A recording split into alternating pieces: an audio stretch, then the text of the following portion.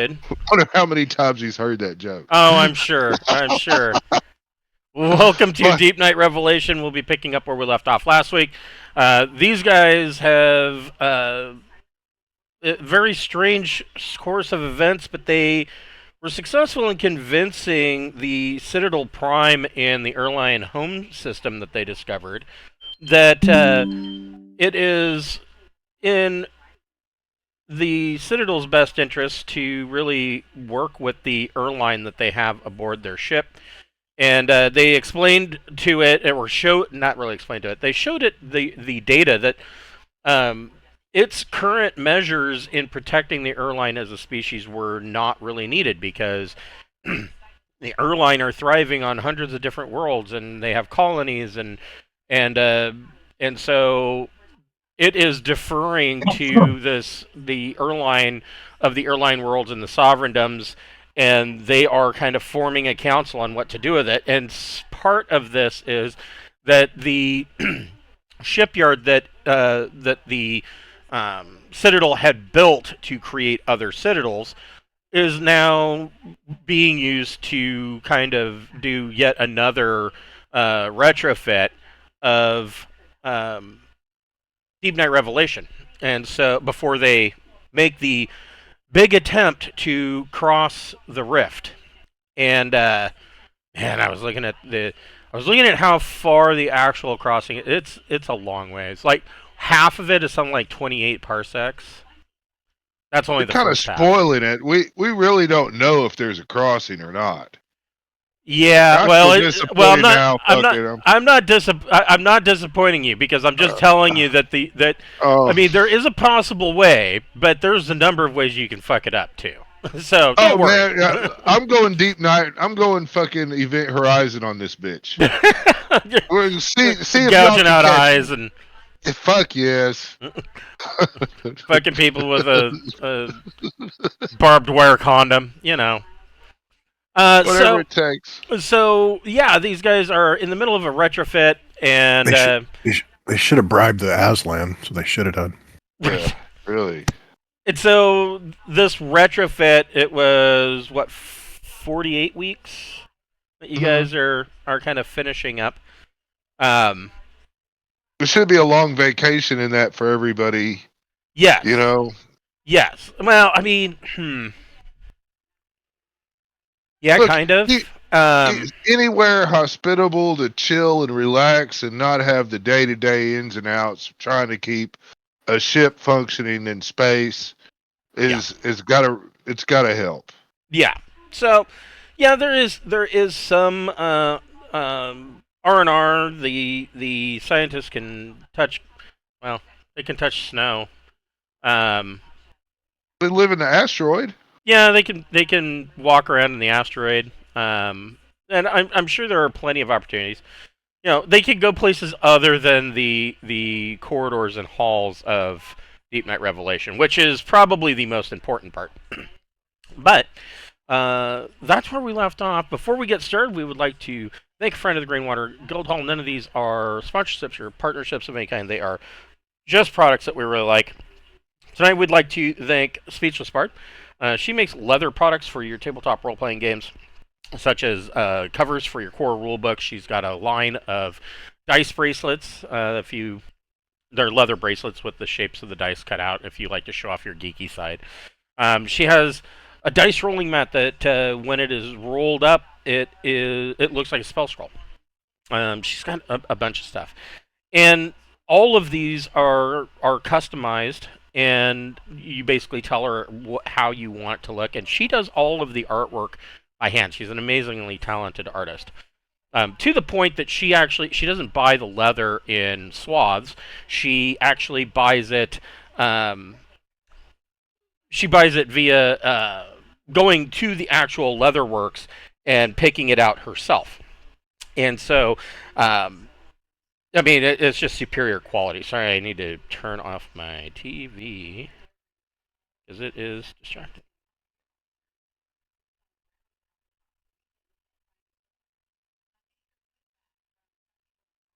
I gotta say, since I set up the little man cave room to game out in, I've been a lot My wife has been a lot happier with me. Yeah, I used to have my game room, and but it was used for my home gaming group, and it kind of got taken over.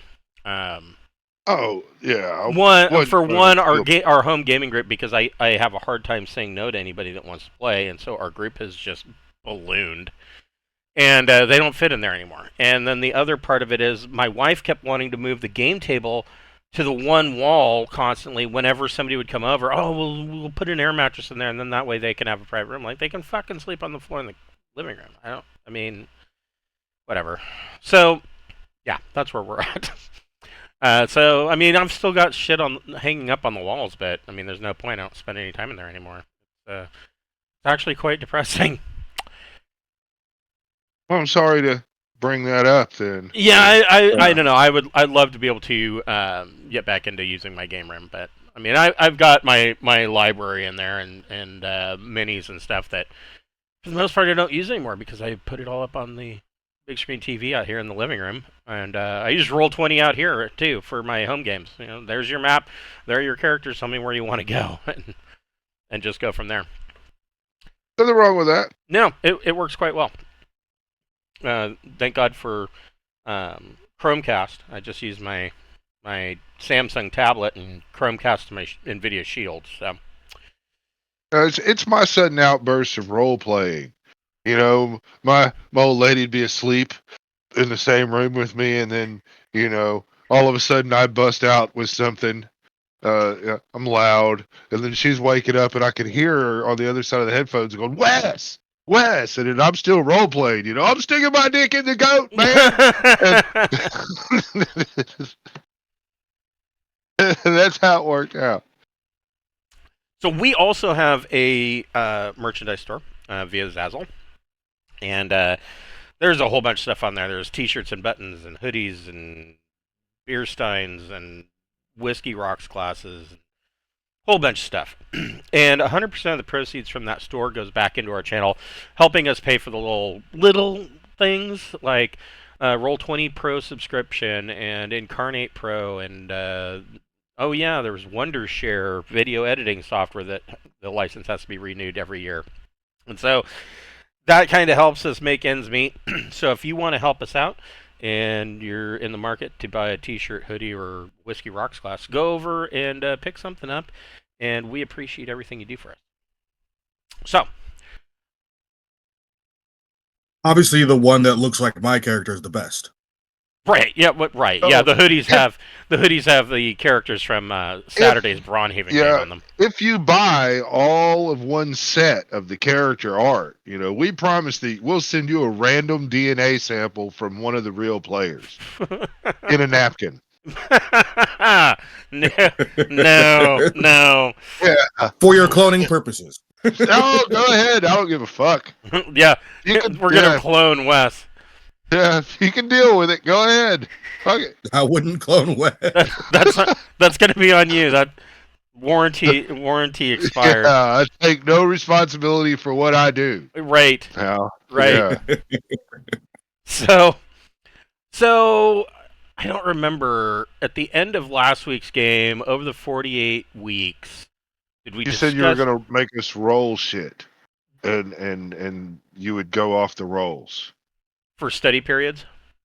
Didn't we end the last session with the people coming to Deepnight from the asteroid?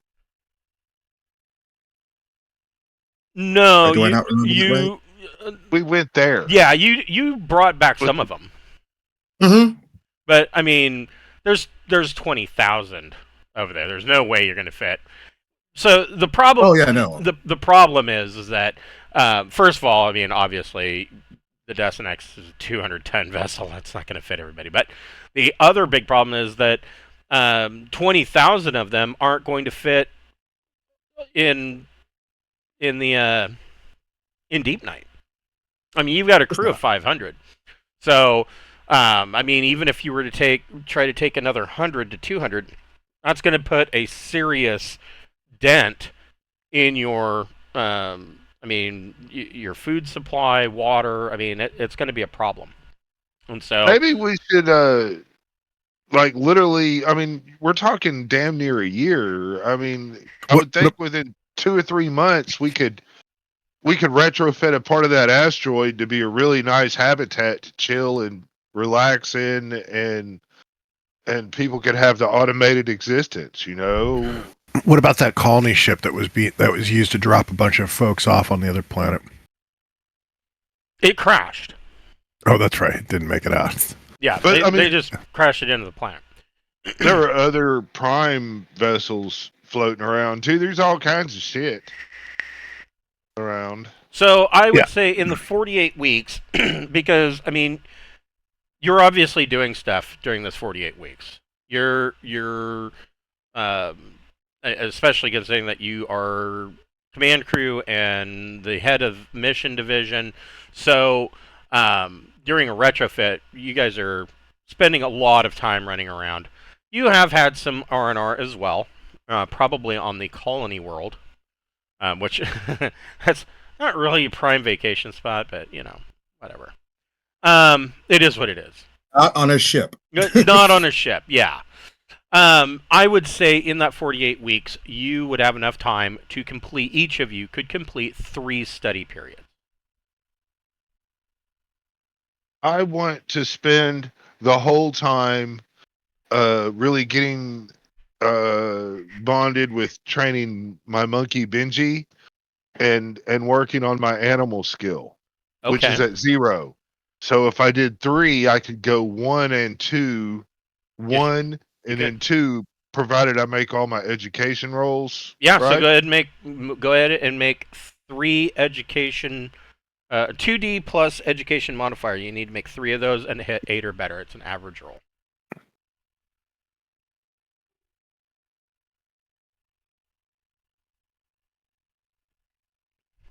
If you have a personal assistant or something like that, Mike, you Wish Oh, I those could are the wrong use dice. that. Yeah. Oh, but the numbers were great. Yeah, the numbers were good. Okay, so I failed 1. Roll it again. Here's a I 6. passed 1. so that And I gives you 0. passed That gives you 2. rank. So that's rank 1. Yeah, well, no, I'm rank 1, and then I'm 1, and I was already at 0. So you need Oh, to you were already 0. Oh, yeah, gotcha. so you're rank 1, and you need to complete One more. one more study period to get rank 2. No, What about Pappy? Pappy was 2 weeks into his period, so I guess I will finish up engineering if I can, and then if I succeed, we'll go from there. Yeah, go ahead and make a education plus, or I'm sorry, go ahead and make a 2D plus education modifier roll. No, you failed. Yeah, that's why I said I'll go from there if I actually succeed. Well, you've got So I have another. 2 more, right? You've got another 2 study periods. Well, let's try Or- again for or- engineering. Wait, you were. get 3 total. Yeah, you get 3 total. There's another failure. Oh, Rough. There's the personal assistant. I'm not educated, okay? Yeah, what does the personal assistant give him? I believe it gives +1. Is that It's, I failed all 3. companion. I don't think +1 would help. is with it in those is it in the rolls. companion or is it in Central Supply Catalog? Central Supply Catalog? King hell. yeah, you fucked him up, dude. You got sidetracked chasing pussy. Yeah. I've been studying for a whole year and I couldn't get it. Yeah. Well, I mean, it was on periodic breaks during the damn near year. What we used to Whatever. do is, so you rolled a 5 and you needed an 8. In our home rules, you'd only need 3 weeks of training to try again because you only missed by 3. So that was rather than do a whole more 8, rather than start training at 8 weeks from scratch. This is a total house rule. It was mainly because we felt bad when people would biff it like this. Oh. So we would. Personal But- trainer. I think it adds +1. I believe. So it says modified digital friend package. Personal trainer is intended to aid. Yes, it's a DM +1 to all checks. That still only gives you a 6 Yeah. on each of those. So what we have here is that I suck at test taking. Yes, yes. So, Yeah. so how many? Yeah, you didn't get anything out of it.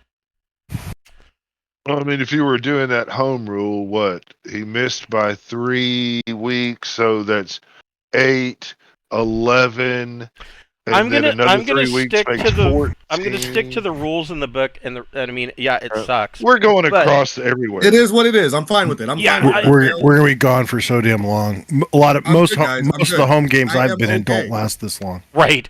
Yeah. I am okay. We'll stick with the rules in the book, and the reason for that is that this is a part of the planning. This is the built-in limiter in how fast characters expand, or how fast they level up. So, it is what it is. Those were just unfortunate rolls all the way around. Yeah. I'm happy. It is what it is. What Yeah. about Sarta? So I'm working on admin, which is already at rank 1. So I need at least a couple of these. You need 2 of them. Yeah. So let's see how I do. And you get a +1 for a personal trainer. All There's right. Well, one then success. did not succeed on that one. You get one more. Didn't get it. Well, so I'm half. I'm half Did a you add period. the extra Yeah. +1 I did. for the personal Yep. assistant? I did. Okay. So, Sorry. yeah, you only need another one study period, and you can raise that up. Yep. Okay. All right. So that covers that. The crew, I would say that. So the crew of Deepnight Endeavor, or Deepnight Endeavor. No, that was wrong ship. Deepnight Revelation. They they were suffering from morale loss, which was impacting their skills. They're still a little quirky. Not gonna lie, and this whole thing, it's. I would say that it's good enough to give them about half of that morale loss back, which means that across the board, generally for skill checks, so there is this entire rule thing. We're metagaming here again. Entire rule thing in the referee's handbook and for Deepnight Revelation box set, and the campaign book about there's a couple of different rules. There's CEI, there's DEI, there's a whole bunch of these different checks that you can make. It's really quite complicated, and I don't feel like doing that much paperwork. I'm trying to play the game as much as anybody else, and so instead I've just boiled it down to pretty much the maximum that their skill checks can give is a +4. That's their top shape. They're well rested. Yada yada. At this point, they were down to like +1 because, I mean, the morale was pretty bad. So this will put them at +2, and better than they were. But you guys are still going to want to keep a hawk eye on them. We got to work on our morale. Well, what you need is someplace to set down that's a decent world. The problem is that there isn't anything in this system that would be classified as recreational. I mean, the system is pretty much trashed. The Citadel kind of saw to that. I mean, you look at it. You would think that after like 48 weeks, they could find some way to turn like that colony into like a decent place, though. Well, a little bit, but I mean, the colony is what it is too. I mean, there are agricultural domes that are essentially there for living space and places for the inhabitants to live and get food and water. But aside from that, the interior of the asteroid is not. Actually, it's even more drab than the interior of Deepnight Revelation. So, Yeah. so not the not the greatest. But and I mean, this world is, the home world, the original home world is a burning cinder. Citadel Prime is, I mean, like walking around inside an IT center. Well, hopefully we got Citadel Prime has learned a lot and can really raise these people's abilities. Well, right, and so the during this 48 weeks, the Erline worlds, the Tenapal Alliance, and the um, sovereigndoms, or a representative from one of the sovereigndoms. They all claim to speak for the entire sovereigndoms. We all know that that's not true. They come to the consensus that, so the Erline Alliance came up with not the Erline, the Tenapal representative came up and kind of broke the argument about what to do with these rather feral Erline that are living in the habitat. And what the Tenapal told them essentially was, it's not up to you to decide what they want to do. It's up to them. Maybe they don't want to leave. And if they do want to go, they should have the choice on where to go. Right? And so that was even logical enough that the sovereigndoms could see that, that's true. And so that's kind of what they're setting up now. That means that some of the sovereigndom ships and some of the Erline world ships are going to stay back here. And one of them is going to begin the long journey back, at least to Lucky Find colony, in order to send more ships to essentially give these people the option of leaving. Some of the other Erline and sovereigndom ships are going to go ahead and finish their part of the mission, getting you to a point where you can hopefully cross. And essentially, they are taking you to the most likely position where you can make a crossing. Essentially, it's the shores of the Great Reach. Or the Great Rift. So,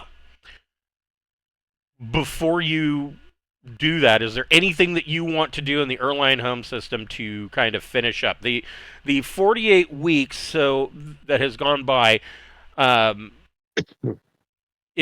Revelation is patched up, and of course you did a huge data dump of essentially TL15 tech into Citadel Prime. But even with Citadel Prime's advanced computing process, it's still a TL9 computer trying to chew on TL15 information, and it's not going to grok everything. I would hope it would upgrade its computer system to something more not advanced. Going from 9 to 15 in 48 weeks is just not possible. Well, maybe not 15, but I'm just saying maybe it'll beef up there. I mean, especially if we helped guide it a little bit with some fabrication chambering. In 48 weeks, that's just not.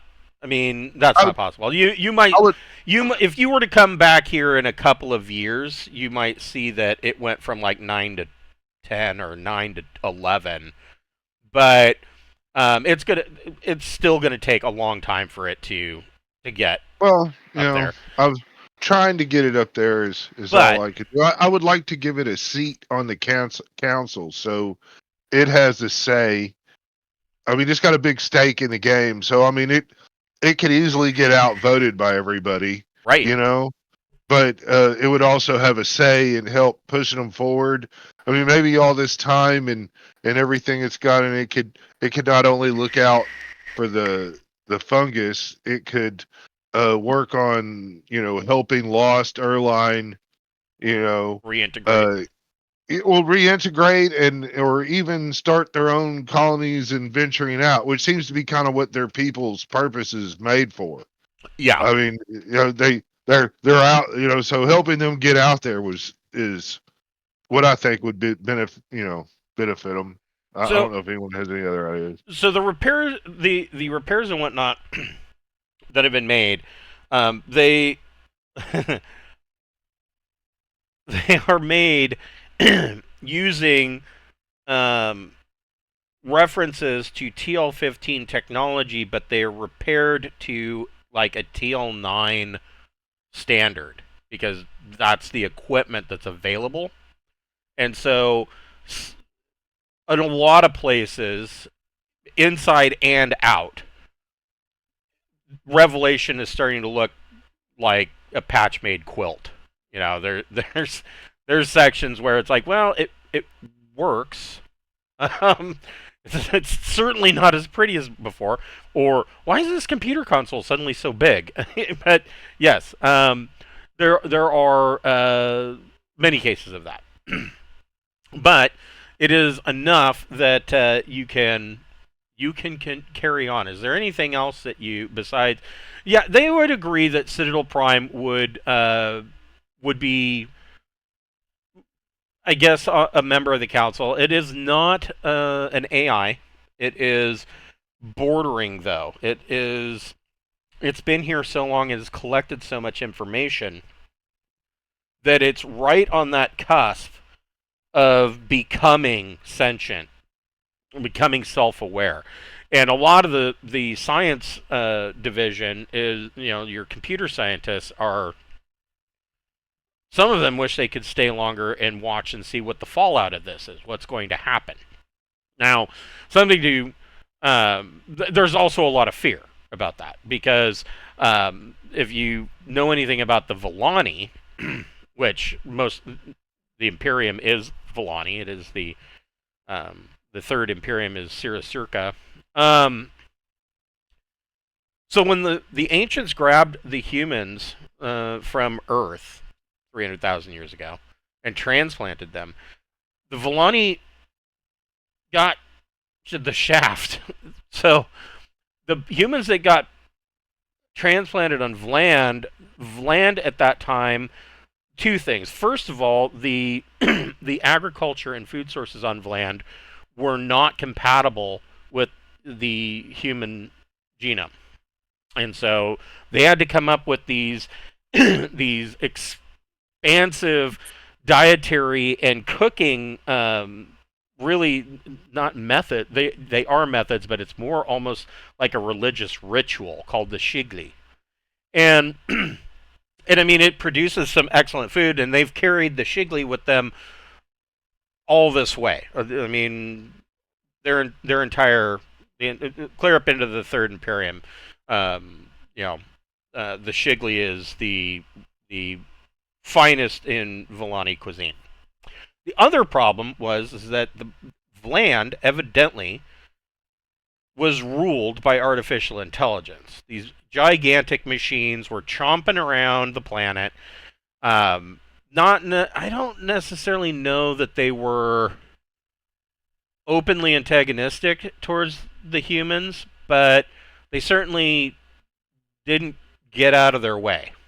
And so the Volani have this fear of AI. It is, at this point, it's almost a genetic fear. It's in their oral histories, in their religions, that AI is just bad. So there's a lot of members of the crew, even among these computer scientists, as interested as they are to see this new electronic being come into reality. There's a lot of fear as to what that will mean, what's going to happen when that happens. They can see the singularity at the end of the tunnel, and it's going to happen. They just don't know what the result of that will be. It could be, if it is fostered by the Erline and the Sovereigndoms, and even the Tenepal, that could be a very good and enriching experience, and this entire sector could benefit from it. Or it will take the worst qualities of the Sovereigndoms, mostly, and the arguing that goes on with the Council, and take that to heart, which could be disastrous. So there's a lot of they do grant the idea that it should be it has a horse in the race, and so it will be a part of this council, but it's not granted the rank of master. Any other ideas before you leave? Can I officially say that Benji, my monkey, is well trained? I would say yes. I mean, it doesn't throw its poop anymore. It wears a diaper. Oh, it's got little Elvis outfits. You might even be able to teach it to use the fresher. Yeah, I'd like to do that, but it's a good friend. I'm thinking about cloning him and giving everybody little monkey pets to make their life easier and more enjoyable and less stress. You know, Thinking maybe that'll do morale. The thought just occurred to me. You always see these monkeys. Oh, it knows sign language. Monkeys are so smart. Okay, it can communicate and use sign language. Why you spend all this time teaching it sign language? Why have you not taught it that it can use the fucking toilet and it doesn't have to shit in a diaper anymore? if it's so smart, you would think, can you sign directions on how to do that for the monkey? Because I don't think the monkey wants to wear fucking diapers. I think I just teach him to use Sardis quarters and wherever is fine in there. You teach it to wait for Sarda to go fucking to the sensory lab or whatever, and then, cool, have at it, Maybe get a copy of his little key fob so you can't keep the monkey out. I don't think anybody has really mentioned how ironic it is that the dolphin man character, the Chikari dolphin person, has a pet hominid, a pet monkey. I think that's quite ironic. You don't want to mention the monkey in the room. Yes. Don't mention the elephant in the room when talking about the monkey. Well, we were talking about skills and shit, and out of my skill list, the very first one listed is leadership 1. And then right after that was animal 0. And it's been like that since day 1. And then I got the monkey Benji. And the monkey's been there, and I'm like, I ain't done shit with it. I need to either cybernetic it out or I need to do something. Well, I mean, you cloned a couple of them, but I think they died in various experiments. Yeah. Well, I had to make Benji cold to the hard, cold world, so he helped. Helped experiment on his clone. You created a monkey clone with 2 asses. Yes, except for this one's fucking psychotic and really wants to kill everybody, but it just hasn't let anyone know yet. Okay, yeah. He's just secretly planning to make the whole ship just go boom. Because he can't die. Yeah, because I keep fixing him up. He's tried to die over and over again. Oh, bathroom monkey! Bathroom monkey, yes. It was a rather infamous SNL fake commercial in the 90s where a monkey is basically enslaved to clean your bathroom. Did anybody see speaking of monkeys cleaning your bathroom, the Optimus robot that Tesla debuted? No. So fucking stupid. Oh, everybody's going to want one. It can mow your lawn. It can, they had one instance where it was serving drinks. It's not serving drinks. It's pouring beer from a tap. Didn't even have to pour it from the fucking pitcher. All I had to do is pull the lever and hold the glass. And I'm like, yeah, that's great. $20,000 to $30,000. No, not everybody's gonna fucking want one. I mean, they're just getting over their second recall on Cybertrucks. So. 5th this year. Man, I saw a fucking Cybertruck. The Minecraft truck is what I call it. Yes. But yeah, I saw one the other day, man, and that motherfucker smoked the shit out of a Stingray Corvette, and the Corvette looked like it was tuned up real nice, but that fucking that fucking Minecraft truck just smoked the fuck out of that. You can't beat it. You can't beat an Great, but electric it's not a motor. truck. Yeah, Yeah. my buddy's got a Rivian, and it does 0 to 60 in like 3 seconds.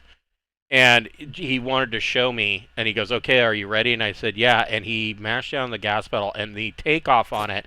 I'm not joking. The takeoff on it, it pushes it. The G forces push you back in the seat, and it is so fast, it actually blurs your vision.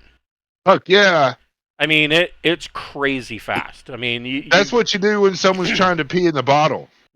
You know, when you're going on the road trip and you're like, man, I got to piss. And you're like, dude, you just drink a bottle of water and it empty? Go ahead and do that. Yeah, you just can't beat the acceleration on an electric motor. The torque is just it's instant. It's ridiculous. And it also has the big advantage of having so few parts. Right. I mean, that's the other thing with an electric car is that there's just so few parts. Yeah. It makes car repair very easy. Yeah. So If only the parts didn't cost so much. That is true. yeah. How many Duracells is that? So this is like the G.I. Joe tank, right? Well, I just saw an electric semi, and they said it adds 2,000 pounds to the cab, the battery. Yeah. Well, Jeff's Rivian, I forget what the exact weight was, but it's crazy. It's something like 6 tons, because the entire bottom of this SUV is nothing but batteries. Yeah, it's I wonder if that's going to affect how, like, you know, like you have like work vehicles, and you used to be like, oh, well, your vehicle's over this much weight, you can like put it as a work vehicle. I wonder if they're going to have to change that for electrics. Like, if it's an electric, it has to be this much weight, kind of thing, because you got people that have a Tesla saying it's a work truck. well, Like, you and it's not the Cybertruck, just a regular Tesla. you would think the bigger question too is like there's safety problems, because I mean you got these things that are considerably heavier and can now do 0 to 60 in 3 seconds. But you got to figure ferries and things like that are not. You know, you start loading ferries up with far more than 2/3 electric cars. All of a sudden, they're now carrying a lot more weight than they were ever designed to. You know, so I mean, there's gonna be like that parking structures and things like that were built to old codes. Yeah. I'm sure it'll be an issue, but you know, and like even safety railings and stuff, like they don't handle the electric cars the same way, because they're not designed to stop something of that much weight. Right. The bigger thing I see is that if you want them to be widespread, you've got to have a way for poor people to be able to charge their vehicles, because I don't see apartment complexes putting in charging stations for all their That's funny that you say that. 110 outlet, man. That's all I need for my Nissan Leaf. A 110 outlet. It just takes overnight to charge. So But, I mean- a guy bought an electric car here and where I live, and we don't have any outdoor outlets. None. Oh well, And he didn't even think about that until he bought it, and like 2 weeks later he returned it to the manufacturer, or returned it to the dealership, and bought another gas car, because they're, other than getting in the car and driving all the way to Walmart and then having to deal with that for however long it takes to recharge, that was his only real option. So yeah, that's not gonna but it's gonna be an issue for renters. I Absolutely. wonder if you took like one of those Tesla trucks and you open the back of that up and put like a rocket engine, poke it out of that. Like, how could you get up there? I mean, the things are fast, man. You know, when you get the momentum going with the electric torque and that just big, you got to make sure it lets off black smoke, because that makes people happy. To see that. right. Yes, rolling coal makes everyone happy. Everyone loves black smoke. So, anything else you want to complete before leaving the Erline homes? No, I'm ready. I don't know about wheeling. Basically just make sure the historian feels that he's satisfied, that he's got everything he wants out of us. The historian's going to be one of the ones that stays behind. Oh, I figured he would. Yeah. That's why I want to make sure that before we leave, we've answered all of his questions and satisfied anything he's interested in. And part of this too, part of these histories that he's writing down, is going to be about these travelers from across the stars that assisted this sector, the Erline world, the Sovereigndoms, and the Tenepal, in essentially the way he's writing it now is essentially in bringing them together, which up to this point is mostly true. They are together. I mean, I don't necessarily know that they're we didn't necessarily bring them together. We maybe convinced them to talk to each other before killing each other. Well, right. Yes. Yeah. We didn't say together in peace. We just said together. They were definitely together. The big thing I would also reiterate is the fact that the thing that caused the hostile situation in this system was a very real threat that we're in pursuit of, and that they should be aware of and worried about. It is truly a threat that could end all life on a system. Right, and they put your little Fallout style cartoon video on the dangers of the fungus among us into their history, so they know Right. In the future they know what to be looking for, because they don't know how long it's going to take you. Right. But the big thing is to make them understand that this wasn't just a deranged computer. It had a very valid reason for doing what it initially did. Right. I mean, say what you will, and it may seem draconian, but it was the logical choice for it to do. A horrific choice, but it was one that was necessary given the threat that it faced and its alternatives. Right. Yeah, So it's important. So the 48 weeks goes by, and another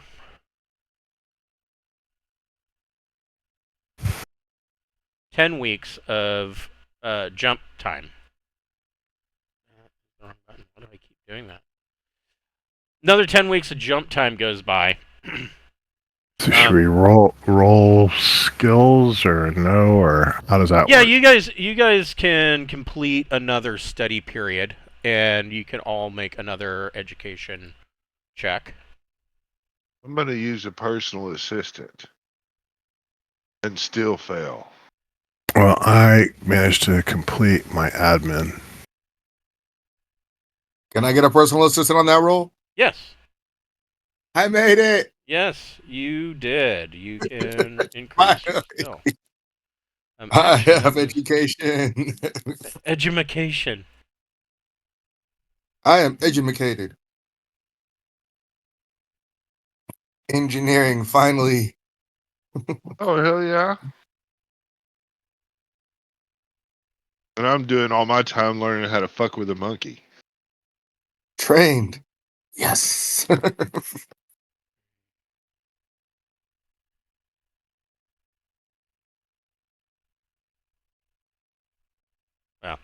that doesn't really matter. So you are on the edge.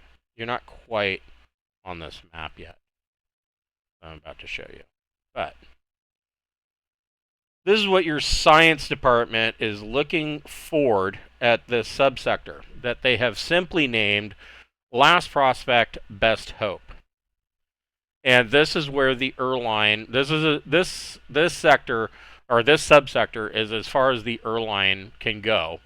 But they have told you that at the space south, the rimward edge, all the way down yonder, is the best, most likely method of you to cross the Great Rift. And so, I will just put you here. You have come in at 0101, which means... So, LPBH 0101 is actually a binary star system.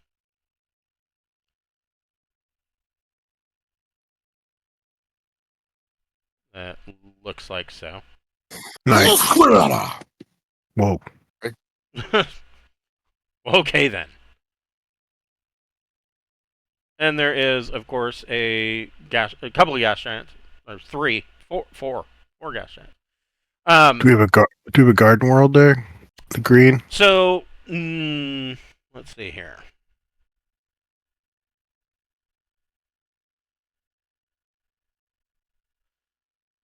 It says, seems like at first glance, this looks like a good prospect for colonization in the region. The innermost planet is far too hot for comfort. Nevertheless, they're talking about this one. Nevertheless, it has developed a varied ecosystem. In its steamy, low-lying swamplands, abundant food and biological products could be obtained here, and with adequate technological support, humans or similar creatures could operate or live on planet for an extended period. However, without such assistance, even quite simple tasks such as a survey or collection of biological matter would be hazardous. Now, this is a binary star system. There is a secondary star, an M8 star, that has one primary, and it's way off in the distance. It orbits at quite the massive distance. But this is the primary M9 star. And yeah, this is a steamy little jungle planet that you could spend a little bit of time here. If you wanted to try to up morale, you could spend a couple of weeks here. Man, I'd take a month. Well, that, and then like out of the month where the general crew is resting, the final 2 weeks, people that do sensors and all that, maybe trying to do deep long range scans. Right? Yes. Yeah. How, is everybody cool with that? Yeah, that sounds fine with me. So yeah, you spend a month here. Hey, you don't have any. There are a couple of minor incidents and injuries, but nothing that puts anybody in any dire danger or puts them in the hospital.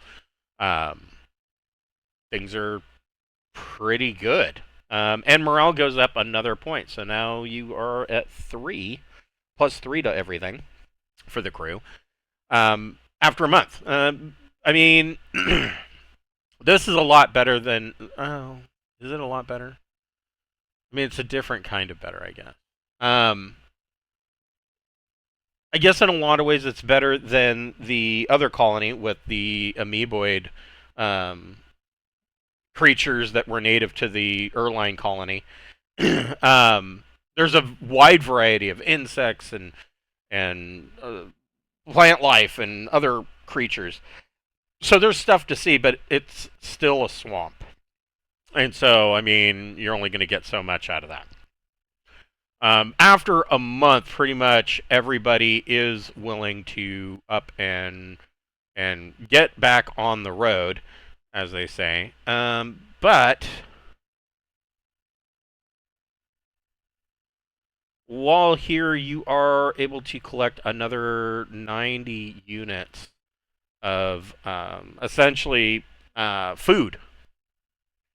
There's the science division has been kept busy cataloging all these new insects and bacteria and fungi and mushrooms and all sorts of stuff.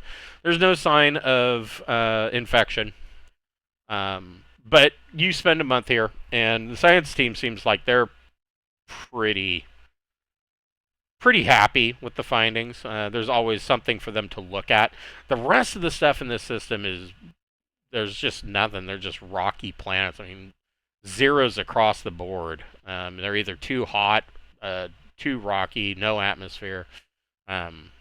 Just not a whole lot here.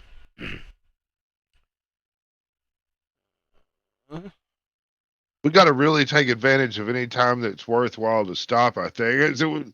We fuck around and hit some long ass stretch where we can't stop for shit, and then people go batshit crazy, and then we're doing, several sessions of police work on the ship trying to figure out, right, trying to get people's marbles back in the bag. So Yeah. So you can move 4. Here, let me give everybody access. Anybody can move this. You can move 4 of these hexes per jump. Well, this looks like the 0302 looks like And we're trying to get down past 609, right? Right. Yeah. The problem is that we don't. It doesn't look like we've got it. We're jumping 0302, and we're going to hope the scanner works. We're going to hope we pick something else up. Right. Yeah. Because we're not going to blindly. We can't make 5. So right, technically right here, the Erline have set up a refueling depot. Okay. Oh, then yeah, we'll definitely hit 302, and then we'll do the depot, Okay. the pot, and So, then 30 continue on down. 302.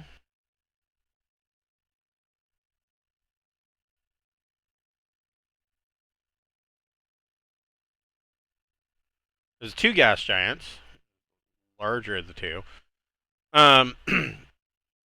And it is a suitable jumping off point. It has gas giants for fuel, semi-habitable planets. Though neither of the worlds here are perfect, they both have some advantages. This world, the innermost one, has a very thin atmosphere of unbreathable gases. It's not a shirt sleeve environment, but it is good for landing and taking off because of the lower gravity and the thin atmosphere. The outer terrestrial world, this one, it has a thin, tainted atmosphere, but it is breathable, and there is some life, mostly in the vegetation range, some simple insect life.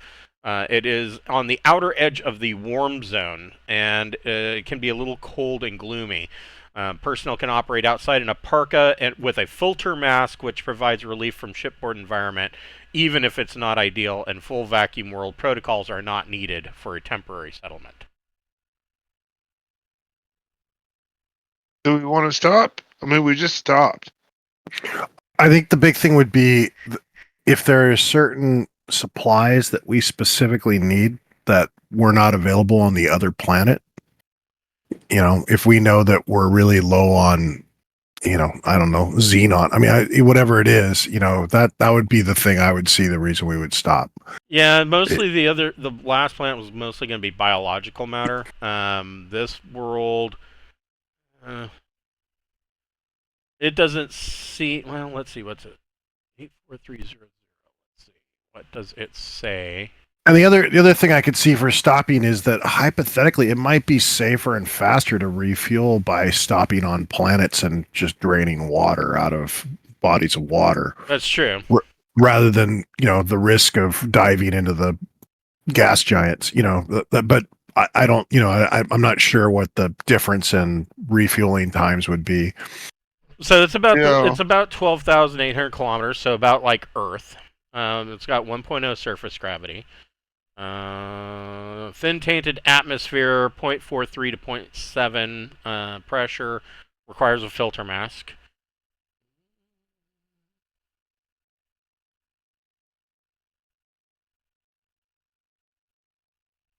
Hydrographics, 26 to 35% water, small seas and oceans.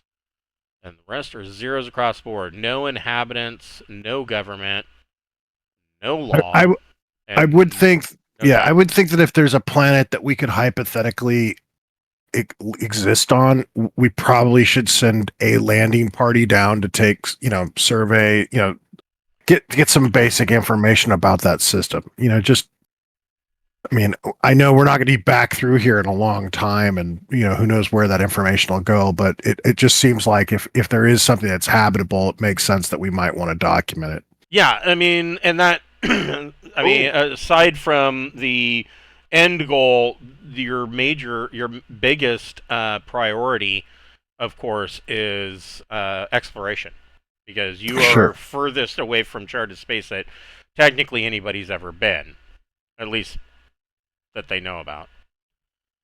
Yeah, I'm trying to create a demand for entertainment, right? So that when we return, I can begin selling an entire new Discovery Channel series. Right. Fungus Truckers. That's right, intergalactic television. Well, while we're doing that, I want to task the engineering team to formulate a plan. If we do need to create our own fueling depot, we will need to be able to construct storage tanks. And then the theory would be, like if we didn't have a place to jump to from here, we could do a J2 in naked space and take the materials we have on hand, begin building a fuel dump, and then or a bladder. whatever. Yeah, but I'm just saying if we have to be able to we could do a J2 and then jump back to get more hydrogen as we filled up fuel bladders, leaving it in a location. Well, So theoretically, this could have been done at the wrong one. No, that's the right one. This theoretically could have been done while you were retrofitting. Yeah, here it is. So you have a total of 141 d-tons of cargo space. right. Most of that is going to be taken up with consumables, food, raw materials, things like that. But it's let me do some quick math. 100.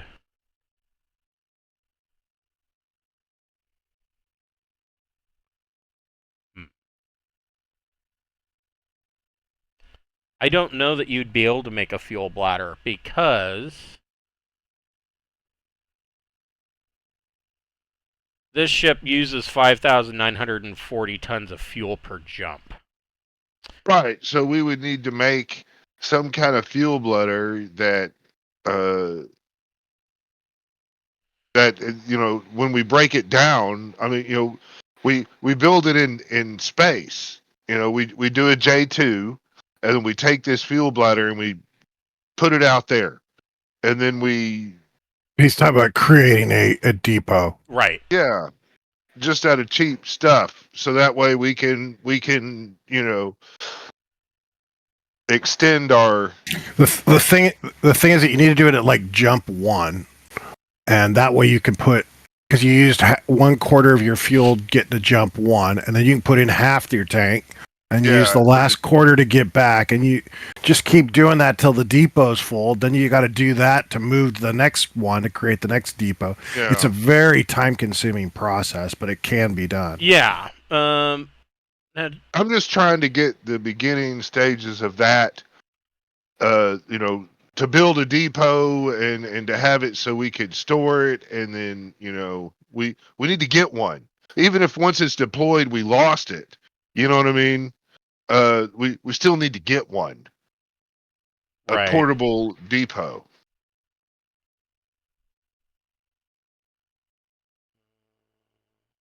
I'm just making sure I calculated that right. Seems, it's a big ship. I mean, the way I look at fuel, the idea of fuel bladders is kind of a bell curve. At some point, the ship's going to be too big. We won't be able to deploy the fuel bladder inside the ship as a typical bladder. This would be more of a portable depot. Right. Yeah. No. I did calculate that. Right. It is 10% of the total tonnage of the ship multiplied it's even more than that. 10% of the total tonnage of the ship multiplied by the maximum jump score of the drive. So 5940 is J1. Yeah. So we're going to need 23,760 tons of fuel. Yeah.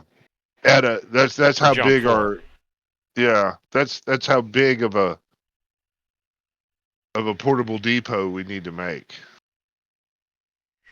And it'll have to hold all that. But I mean, in theory, when we break it all down, you're muted, sorta.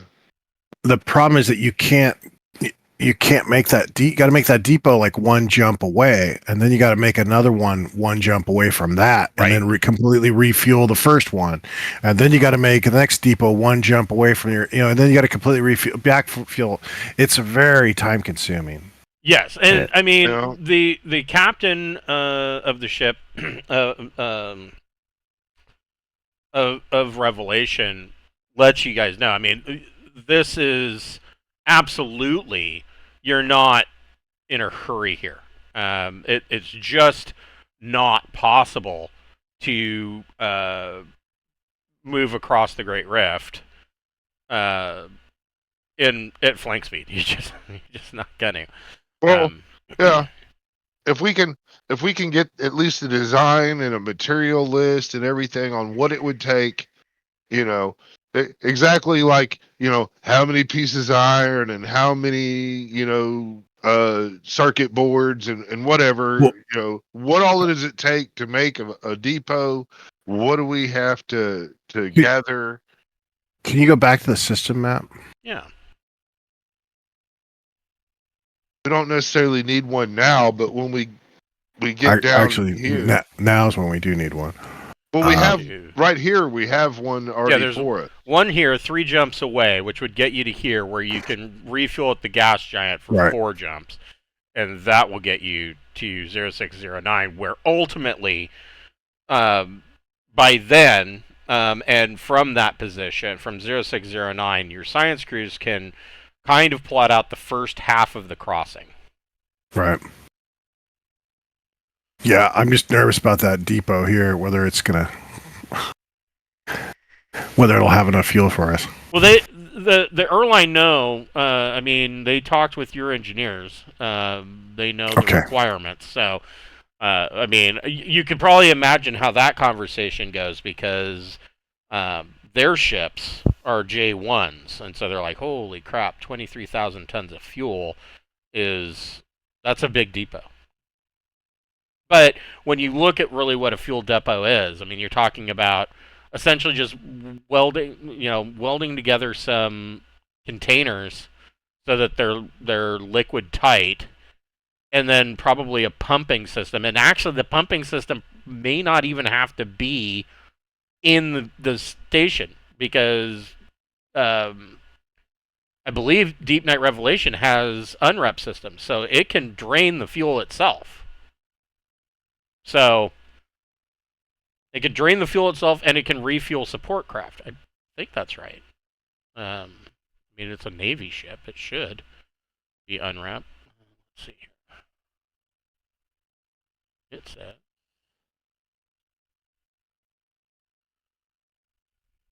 But if we run across materials or base components we would need, I guess iron or whatever. Yeah, unrep system, 200 tons an hour.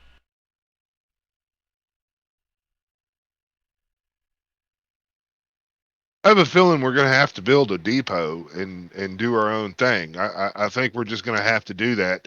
I mean, we're not in the Great Rift yet, and we're already catching J5s. That's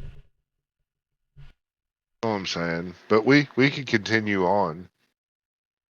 I'm just saying, while we're doing all that, the task I want the engineering guys to do is to make, metagame wise, I'd like to be able to say, okay, we can now build the fuel depot, and we don't have to, take a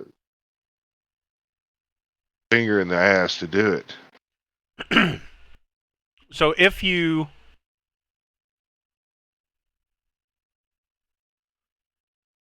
stop at 0302, I would say that it's cold and gloomy, but it is enough of another change of scenery that if you were to spend a couple of weeks here,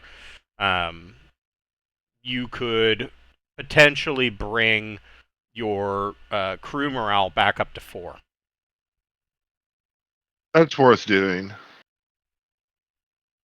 And like I said, the captain's already resigned that this is not a quick, You're not going to be pushing the crew across this, because if there is any mistakes, you guys are stuck. Basically, that's the end of the journey, potentially. When we were resolving the murder mystery, one of the things we did was we promoted a woman to a new position where basically her team would try to consider long-term problems that the ship and our mission might face. Yes, you did. You did that for Genevieve Embry. Yeah. And so basically, I mean, during this time period, I definitely wanted to not be a part of her team unless she specifically asks me, but basically be a champion for her team so that if there's any roadblocks or if she has difficulties having somebody assigned to her team or, basically work as a champion for the team to make sure that stuff that she needs done gets done and we can possibly start seeing some output or some work on some of these long-term projects, such as maybe creating fuel depots and things like that. Yeah. Okay. So Cool. so her and her group have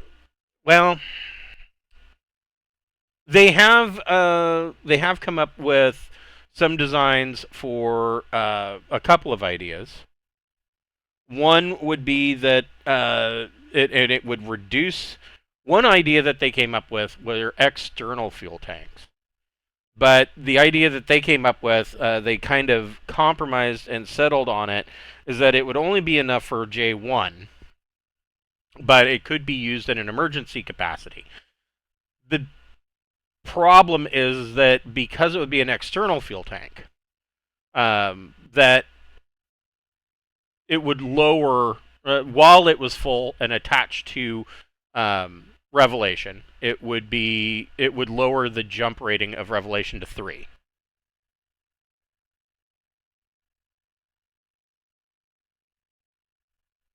Would be one solution. All right. How fast or hard would it be to make that retrofit? Well, I mean, she would have come up with the idea, and I didn't think about it until you brought her up. She would have come up with the idea when you guys retrofit, if that's something that you decide that you wanted to do. Okay. So, I mean, it could be there. All you have to do is fill it with 5,400 and some odd tons of fuel, and that lowers the jump range to J3. But if you get stuck somewhere, you've got a J1 that you can dump into the tanks, and then jettison the external. But that nets us nothing. We have 4 right now. Right. We could just jump 3 and keep a quarter of it in reserve. Right. So that doesn't change anything. All right.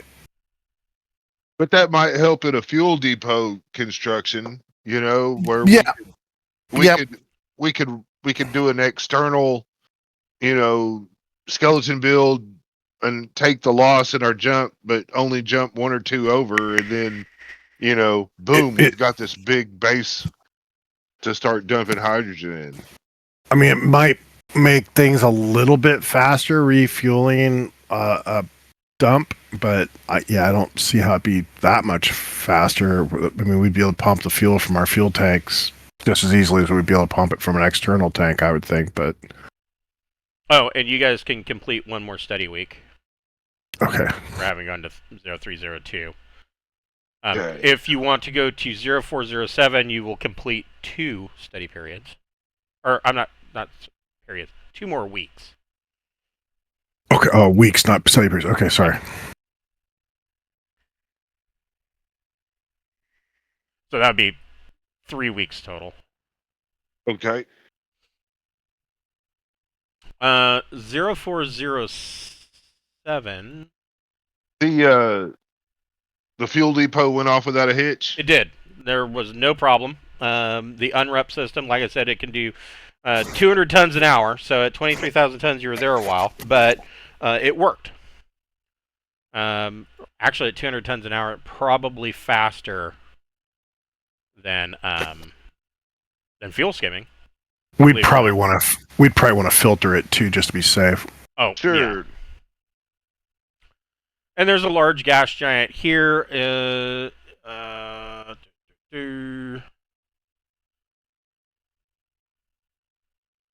So 0407 is a single star system, M6 star. 2 gas giants can be detected at a distance by a suitably diligent scan.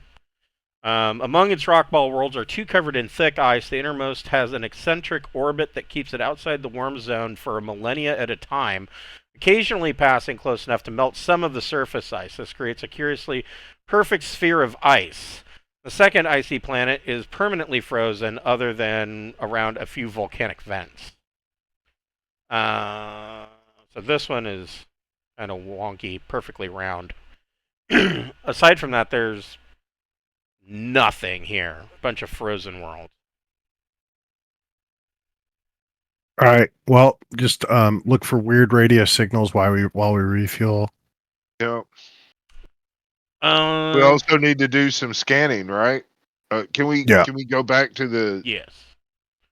Yeah, the scanning's going to take place at 0609, but let's see about those signals.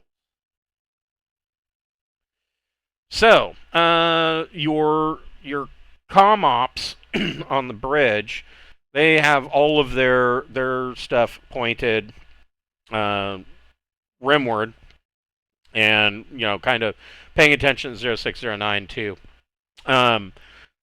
0609, they are detecting some radio traffic. They and at what 2-3 parsecs.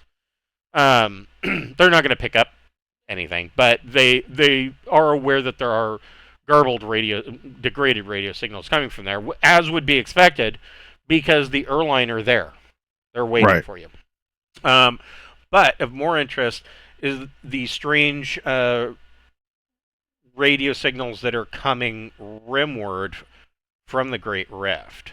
They are picking up short, fast burst array kind of radio signals. That could mean that there's a black hole out there on the worst case scenario. It could be that these are repeating patterns. Okay. They're not seeing it's the rift for a reason. They're not seeing a whole lot of stars. So Right. It could be that one of those stars is acting weird, and that's why you're receiving these weird signals. Could be that a rogue gas giant is throwing off weird signals, but they are repeating signals. So it could theoretically possibly be some kind of civilization. Well, if we get a good reading from here, and then if we can pick up a similar signal from our next system, we can possibly triangulate where that's coming from. I would think. And so you can do another week of study. Or total. And this is 0609. Not shit, not shit, not shit. Yeah, they're another one. There ain't shit here. Planetoid belt orbiting very close to the star, which is occasionally perturbed by a gas giant's eccentric orbit. The usual result is to rearrange the belt, but occasionally a planetoid is flung out. These are often caught by the gas giant, creating a large and chaotic moon system around this large gas giant. Refueling is a little hazardous as a result. An alternative might be to obtain ice from the 4th planet. This one here. Which has small ice fields kept from evaporating by the very thin atmosphere of carbon dioxide and nitrogen. So your choice, do you want to siphon gas off the ice, or do you want to have your guys make the piloting check for refueling ops? I think we ought to make Happy make the fucking piloting check, because his ass has been muted all this time and fucking there. You guys are talking about space shit. I'm like, I get fueling dumps. Well, you're gonna do what you're gonna do. I'll just make the jump when I need. Revelation can. They've got a +4 to piloting, so they can make the refueling op. Oh well, that's fucking a lot less dramatic than making Brian roll it. But I wasn't going to go into the gas giant stuff. I was just going to abstract it. Oh, I'm not piloting. You're good. I mean, Yeah, it's a bit of a rough and bumpy ride, but they are able to siphon gas, skim it off of the gas giant. Aside from that, there is really nothing here. But we got long range scanning to But do. you did get long range scanning, yes. And so, I feel you, though, if you weren't into the space talk. I was wrong. They are breaking this down into thirds. And so you're from this position. They scan rimward for the first third of the crossing. And they have come up with this plan. So there is 3 parsecs rimward into the Great Rift. There is a refueling point that is a deep space comet. Now, all of the comet refueling, you've done at least 2 refuelings of comets, but they were done in a system that just simply didn't have any gas giants previously. This one would be out in the black of space. Like, there's nothing there other than this comet. And it's not traveling very fast. And so that is their plan is that, and this is going to require you guys. The captain is specifically talking to you guys about, and you can take additional people with you, either in a small craft or in the Desinex, your choice, to go, and you're going to have to set down on this comet. You could technically use probes to do it. And somebody with remote ops could land these probes and use them to get ice up into them. And essentially, there's going to be a fleet of these small craft going back and forth that are going to be essentially pulling ice off of the surface of this comet. And of course, the science division wants their samples too. And using it and bringing it back to Revelation to go through their processors and refuel. That's the plan. From there, they will go to another comet that they're hoping, what you guys learn from DSS or from DSR1, there should make DSR2 a routine check. From there, it's just a 1 parsec jump to a world that they can see has gas giants, so they can do a full refuel there, and down and meander on down as you go. This would be the first step. All right, let's do it. All right. Yeah, I mean, grab a couple nerds for the samples and whatever equipment they need. So we're going to DSR1 right now, right? Correct. Okay. Yeah. Cool. So we'll fly there. Mm-hmm. Oh. And we need to. I'm assuming it's a pretty crazy astrogation to get as close as possible to that comet. That is true, and so if you guys, it is going to be a difficulty 10 check. Their astrogation. Oh, look at that. They got a 14. Well, okay then. I was going to say that if they didn't make it, you guys can do it as a task chain, but there evidently is no reason for that.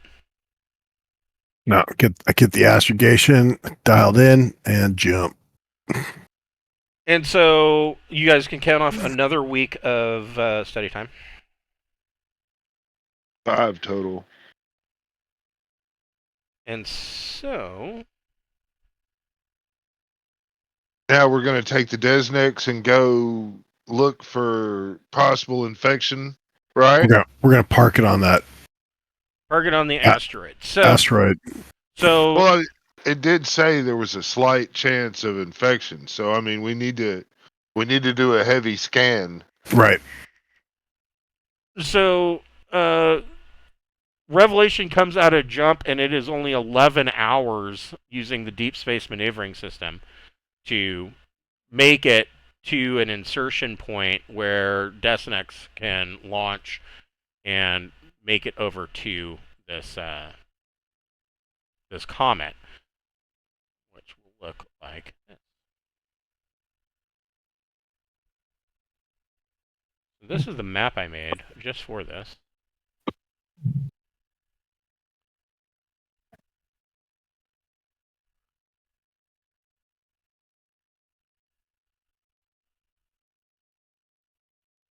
Well, it looks pretty. Nice. Yeah, I wasn't sure Colors if they and didn't have stuff. any comets, so I just kind of had to make it. Or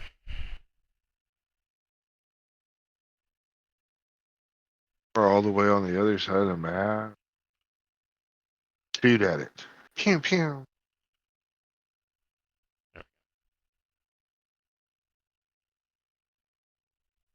So this is going to require some fancy flying from Brian.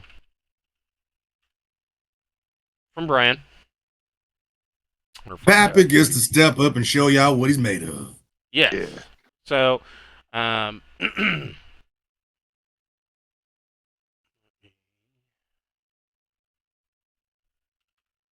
bring that up.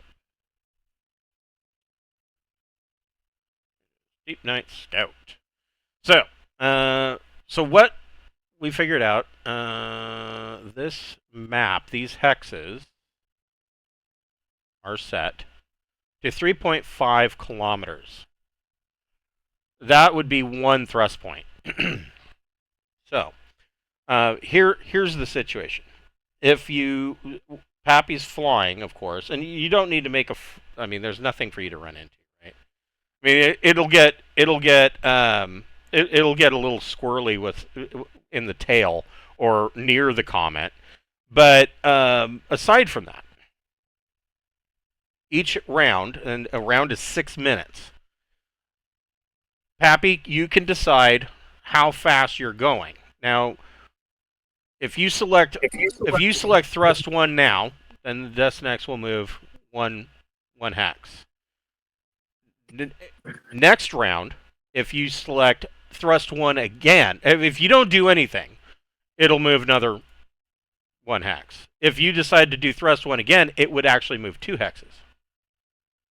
And from then out, it will move 2 hexes until you either flip around and slow down, or what have you. So keep in mind you're going to have to decelerate. You see what I'm saying? I'm gonna drop us in at top speed. But if you time it right, you get that cool bootleg.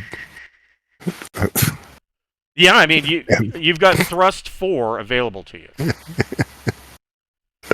I don't think I'm gonna push it to that level. I don't think that's necessary to go as hardcore. But thrust 1, or I guess, or wait, so do I have to go up in increments of 1, or can I like start at 4 and then like go down? You can start at 4 and just let it carry you, and halfway there, flip your ass around and do a 2 to slow you down.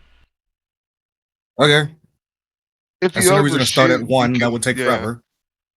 If you do overshoot, a don't 4? worry about it. We'll I'll just talk. Yeah. I'll scan for incoming missiles.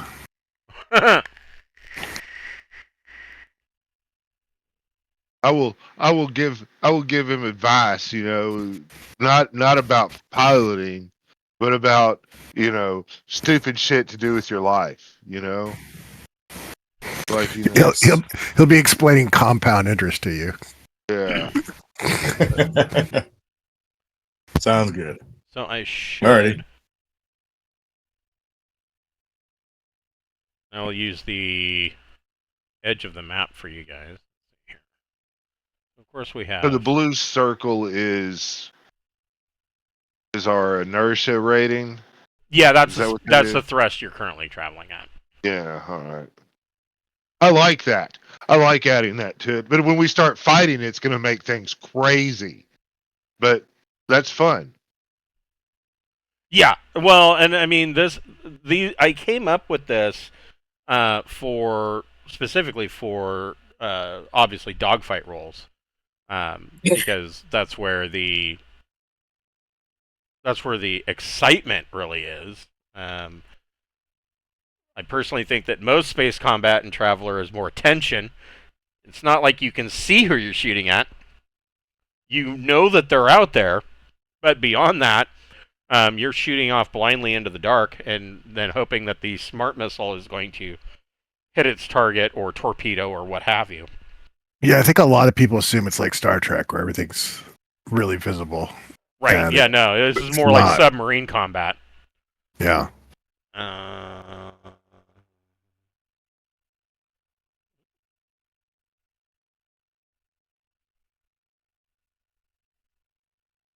So, Pappy, you do need to make one But piloting. it always seemed to make sense to do it as a vector system. That way it could be a 3-dimensional map. Yeah. Yeah, but it gets so tedious too, though. Yeah. I mean, it really does. Yeah, but I mean that's always if you're it's not a problem if there's less than 3 ships. It's not until you get to the 3rd ship that it becomes an issue. Yeah. So my friend and I play a lot of Elite, and Sure. this was a while ago that they revamped the galaxy map and they went with the vector system, and it's realistic because you can tell that there's stuff up and above you and below you, and Yeah. the problem is figuring out which plane you're on and rotating the map to see everything. And if you zoom too far out, then you get nothing but just white noise on your screen. And if you zoom too far in, now you can't even see yourself because you've gone to a lower plane. It can be a pain in the ass. But it in most ways it makes it better. In most ways. So, Pappy, you need to make a piloting StarCraft Plus Dex check. This is just for your launch. Piloting StarCraft plus Dex. Booyakasha. Hell Excellent. yeah. Yeah, you make that look easy. You pull out of the hangar and take off. You push it all the way to thrust 4. And basically you do a thrust 4 burn and then let off. And now you're traveling at thrust 4. And that's how space works. Pappy. Actually, everybody, go ahead and roll initiative. Dex plus your either intellect or dexterity, your choice.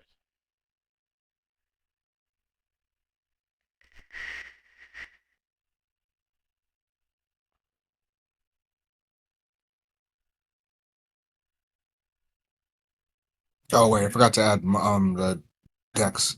So 7. Everybody rolled 6s. What the fuck?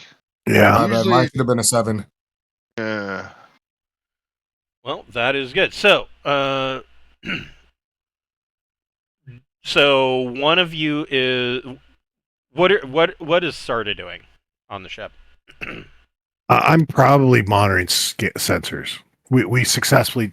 My biggest skills are jump, drive, and then sensors. And so once the jump's complete, I'm pretty much in sensor mode. And what is Dr. Bocephus doing? Right now I'm in the gunner turret with Benji, Okay. the monkey. So Yeah, you're we're manning hanging a out. gunnery station. You've got your choice: triple turret with 2 pulse lasers and a sandcaster, or a triple turret with 2 pulse lasers and a missile rack. Which one are you operating? I want pulse lasers and a missile rack. Okay. He's probably Yeah. teaching Benji how to fire them. Right. Yes. Just push the big red button. No, Benji's playing tic-tac-toe. He'll beat you every fucking time. He goes first. He knows multiple ways to do the same stupid trick to rig the game because he goes first. It's great. It takes low IQ, but it makes him look smart. It's going to be great. So, round 2, 6 minutes goes by. Pappy, are you leaving it at thrust 4, or are you going to do another burn? Bringing it do whatever, however many thrust points that you throw into it. I mean, are we trying to get there mad quick, or are we just trying to get there? Man, people are watching us, and we should. Oh, we should I gotta make it impress fancy them. then. Let's go another 4 just to make it fancy. Okay. So you're now going 8. How many do you have to decelerate? That's your big issue. I think it's going to get us right around halfway there, and he can flip the script, and it'll look cool and like a pro did it. Got it. That's all that matters. And if he fucks it up, man, people are going to mock him on the internet for years. Eons will go by, and as aliens discover mankind, they'll discover these games and be like, that dude fucked it up, man. These guys don't know anything about space physics. Yeah, no, fuck. 3-year campaign, and he just plowed right into that space. Yeah, Yes. fuck it. So, Sarda, on this round, what are you scanning? Same thing. I would just be monitoring the scanner sensors. Yeah. Okay, you can go ahead and make a electronic sensors plus intellect or education. Sort of backseat pilot. And I'm pushing the imaginary brake, Yes. Oh. White knuckling the Well, Charlie, seat I- rest. Holy cow! I rolled snake eyes. Shit. That is yeah. that's awful. So I'm pouring coffee at the moment. into your lap. Yeah, I mean there's nothing really terrible that can happen. No incoming missiles. We're good. Yeah, no incoming missiles. You're just seeing a bunch of ice particulate matter blowing off of this thing. You can't even really see the comet. You just see your sensors are just showing, crap coming off of Trail, just a big trail. Yes. What is Bocephus doing in the turret? Well, Bocephus is going to kick on the intercoms for the ship, so everybody on the ship can hear. Okay. And I'm going to give an inspirational speech and try to use leadership. I thought we were going to So get that some dolphin song. Oh no, I'm going to try to give an inspirational speech. So that way, maybe next round they get everybody gets pluses or minuses So on their rolls accordingly. Actually, I want to try. What you want to do? Do you have leadership, but do you have tactics naval? No. So let's see here. Oh, that's added to the initiative. No, you're right. Okay. Or in most cases subtracted from initiative. Yeah, go ahead and make a leadership plus social. That's 10. That's pretty good. So Boss man. Hell yeah. So The you eyes can of hand out. eternity upon us. You can hand Yeah. out 2. A maximum. Either one person can get a +2, or you can hand out 2 +1s. I'm totally letting Pappy know the importance of what's going on and that we have total confidence on him. Even though that I did look at the fucking pictures that he was saving on his personal computer, and that's kind of sick. Man, really, I don't know why you got into that kind of art, but it's okay. Who knew I that didn't the tell Tenpal were anybody. into butt stuff? Yeah, I didn't know. I respond back with, "You're the one that sent it to me." Yeah. Yeah, granted. That's what's the point of being a wingman if you're not winging something, Fuck. So, Pappy, you are traveling. There's round 3. You're traveling at thrust 8, which would 1, 2, 3, 4. Wait. 1, 2, 3, 4, 5. It tells 6, you how many 7. hexes. Oh, That's yes, it does. 9. Oh, yes, it does. So it would put you right there. If at the speed you're currently going at. I want to flip it and do a burn of 2. Okay, so you're braking. You're doing a braking maneuver for 2. Yeah. That brings it down. Oh, wait, now we got Got a ways. We to got to go hit way still. down here, man. Yeah, no, Right? I'm gonna hold off on that break for just a moment. Okay. 'Cause 8's a long way. Sarda, you can. Did you want to break yet, or No. no? Not yet. We're not even Okay. halfway there yet, are we? Yeah. So you can go another 2. I'll continue to scan, try to get a We're better just not idea. even halfway. Okay. Yeah, you can do another electronic sensors plus intellectual education. There's a 12. That's better. So,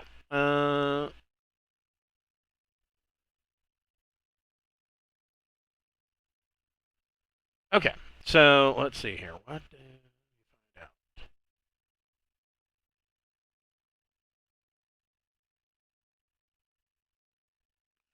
So with a 12, you are close enough that with the sensors on the Scout, which are pretty good.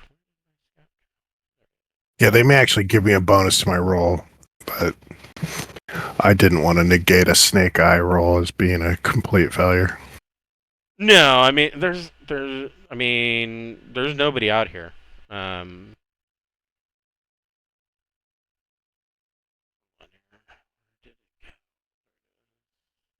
Well, I mean, I think he'd be trying to keep a hard censored thing to give good information to Pappy. Sure. You know, so Well, he I mean, knows, Right. you know, debris We're- to dodge. And Yes. stuff like that. we intend to land on that thing, so we want to find the best place to set down. Exactly.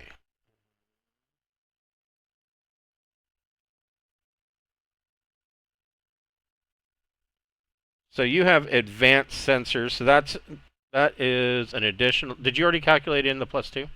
No, I didn't. So that makes it a 14. So you are able to. Let's see.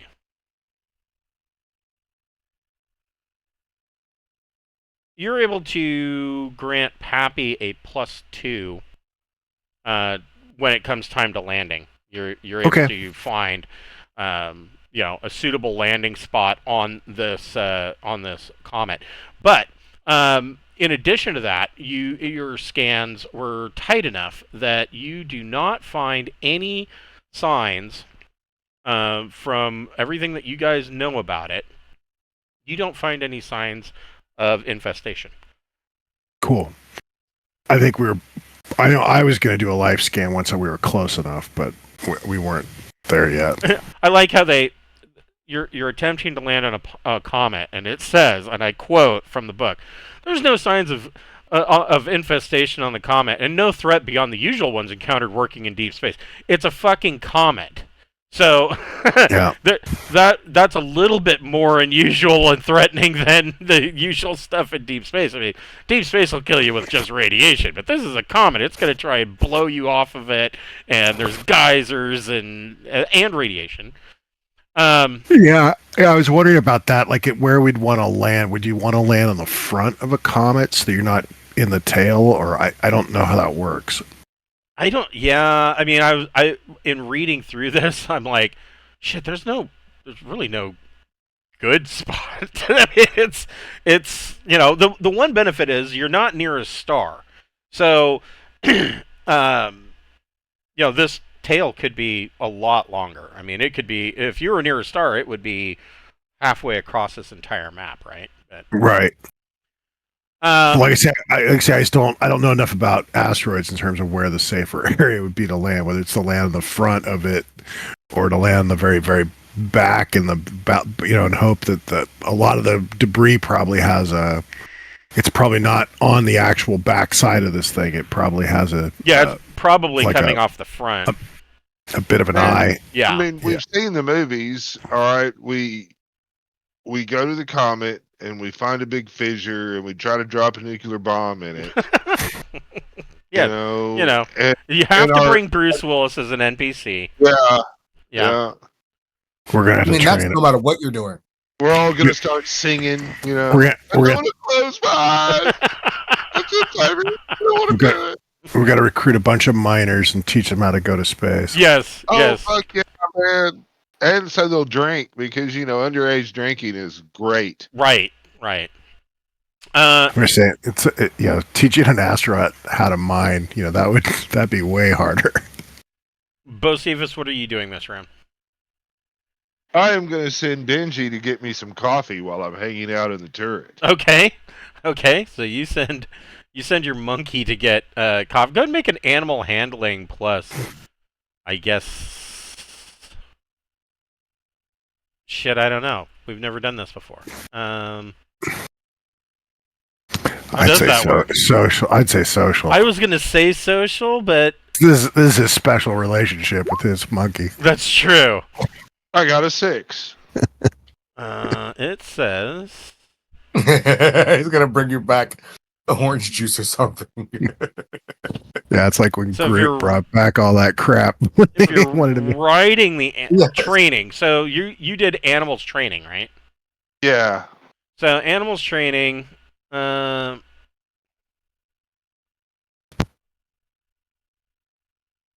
They don't tell you. The traveler knows how to tame and train animals. Taming a strange animal. Formidable, 14 plus. Animal training check, 1d days. Oh, int. So it would be animals training plus int. Oh, well then, if that is the case, I got a 7. Okay. Benji goes down to get you coffee and then climbs back up into the turret. But he didn't bring you a coffee cup. He just brought you the whole decanter. It's better than nothing. Yeah. Thank you, Benji. He's Yeah. brought- This'll do. he's brought whatever booze you last poured into a cup Yes. of coffee. He drank the booze and then just brought the decanter of coffee. Yeah. Well, all right. Thank you, Benji. All right, Pappy. You are traveling at 8. I'm gonna flip it around and do a 6 now, so I can take it down by 2 now. Okay, so Probably a good time to start slowing down since we're coming up on it. Yeah, it's it is. probably a good idea. We're still breathing heavy. Ain't coming yet.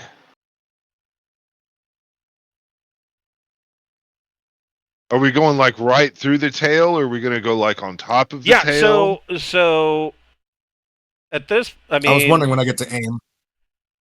yeah. Let's go back. Brian, Pappy is piloting. You can move Desinex where you want it to go, and you can go 6 hexes. What speed's the Comet moving at? Relatively slowly. Okay. Probably. It doesn't say, but it says it's moving relatively slowly. I would say probably thrust 3. All right. I said if we're trying to catch it, that's all I was curious.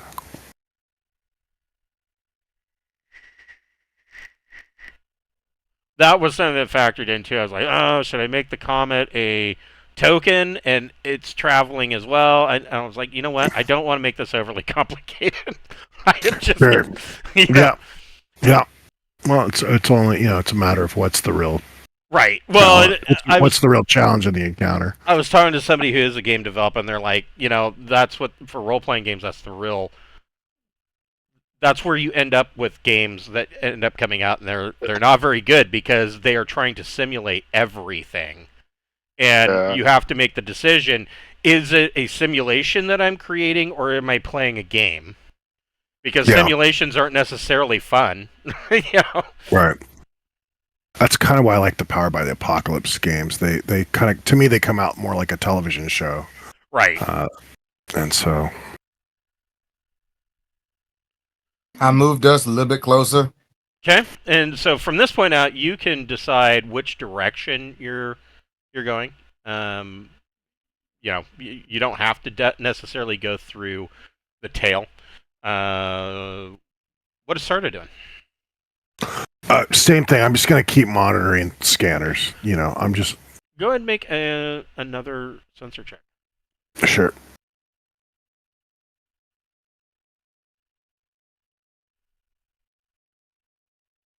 $11 Nice. with +2 from, and then the +2 from the ship makes it 13. I need to see if I have any. I got objects. What are the objects? Oh, hey, look at that. So, off of this thing, now that's kind of big. Are we gonna get another monument?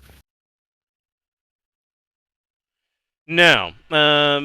Off of this Comet, you detect that there are, it occasionally, a geyser from inside this comet blows, and chunks of debris come flying off. And you're able, with an 11, you can give a vector. These are traveling at thrust 3. And of course, you're traveling at thrust 6 coming towards them. So on the next turn, potentially, Pappy will have to make a piloting check to avoid them. But with an 11... Like where Gunnery can try shooting them. Or Gunnery can try shooting them. At an 11, you can give your choice. You can either give a heads up to a +1 to Pappy, or you can give a +1 to Josephus. I'm giving the +1 to Bocephus because Pappy A doesn't need it, and B, we don't get to shoot the guns enough. That's true. That's true. Good point. I like it. All right, Bocephus, you have a targeting solution. I would say this is short range, so there's another +1. How about a 9? That's a hit. Yes, it is. In fact, did you already calculate another +2 in for fire control? No, so then that makes it 11. Yeah. So that is definitely a hit. What do we say this? Pulse lasers. Roll 2d +1 for damage. And actually, before you do that,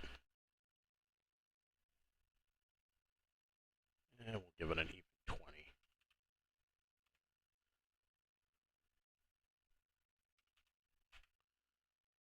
I'm hoping I hit it at such an angle, really more to deflect it,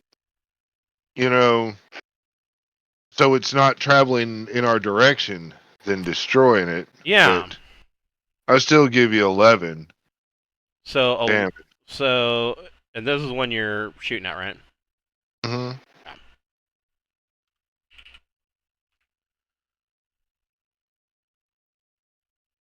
Hold on here.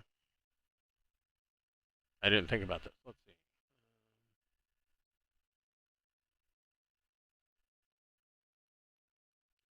I really need to read the companion again, because every time I don't know if I was in a hurry when I read it the first time, but every time I look at the table of contents, I'm like, ooh, there's something else. I want to read that. Like, there's an entire thing on like starports, and I was like, transports and starports. I'm like, I really want to look at that.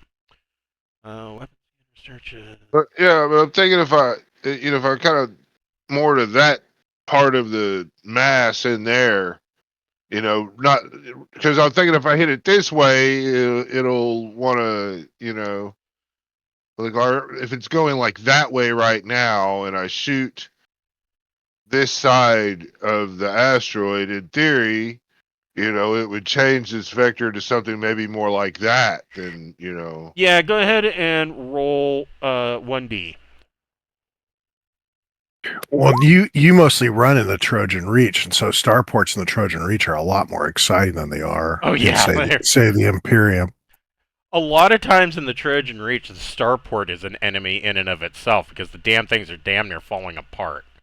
Like that one starport that we went to where half of the docking cranes and shit don't work, and so they would just take the spacers just take the cargo containers and huck them across the open interior of the space station, and that's it. Random airlocks blowing out because nobody's maintained it. Yeah, it's a fun time. I'm just unloading my radioactives here. No worries.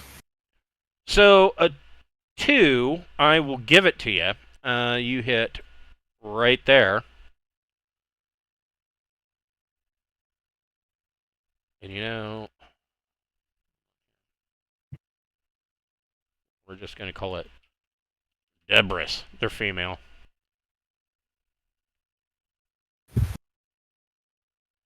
Damn it, Debris. I suppose they need a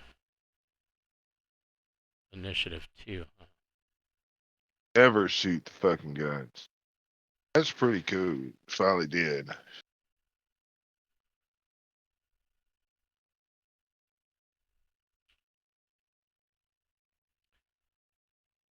Okay, so and actually, we'll put them right after those of us. So you do hit, but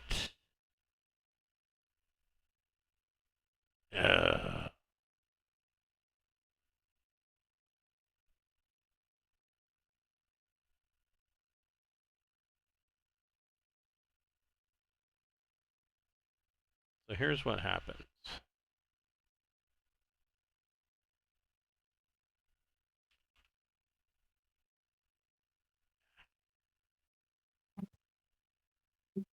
There we go.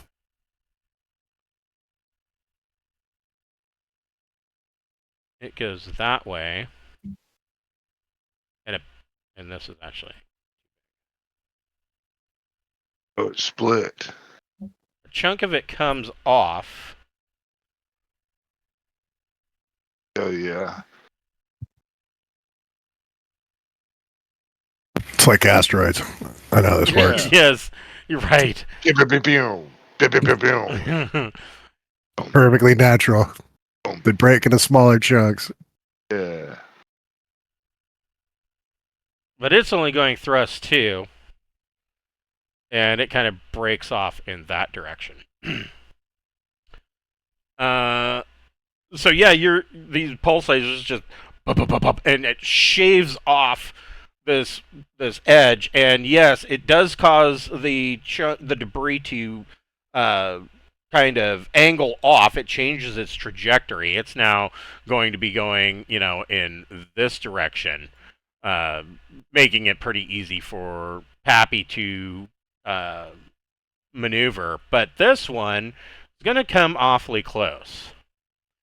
So, Pappy, what do you want to do? You are traveling at thrust 6. Well, now that I know the direction you said it's going, I want to go in. Do I want to go wide? So coming over that way is going. Let's see, this one. That puts you. That puts you 3.5 clicks from the path of this one, and I mean 3.5 clicks is big when you're on the ground, but in space 3.5 clicks might as well be right on top of you. That's kind of an idea of the direction they're headed, right? Yes. There. Art.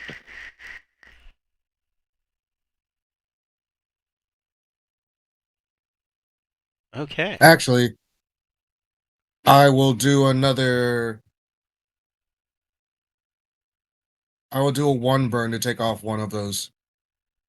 Okay. Just at 5. Because I realize I'm going to have to start avoiding shit, so probably going 5 at a time is not good. Okay. Well, that'll save you thrust points for maneuvering too. So, right? Scanning the vectors of these pieces of debris, everything looks like it's normal. Nothing looks unusual. Like they're not moving of their own volition, making weird turns. No, they're definitely cometary debris.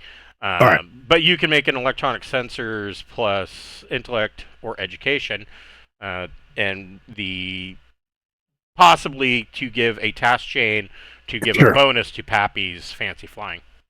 So 14 to help Oof. maneuver. That is a +3 to any reaction maneuvers that he may have to do. Bocephus, what are you doing? I'm gonna send Benji to get me coffee filters. Go make an animal training plus intellect check.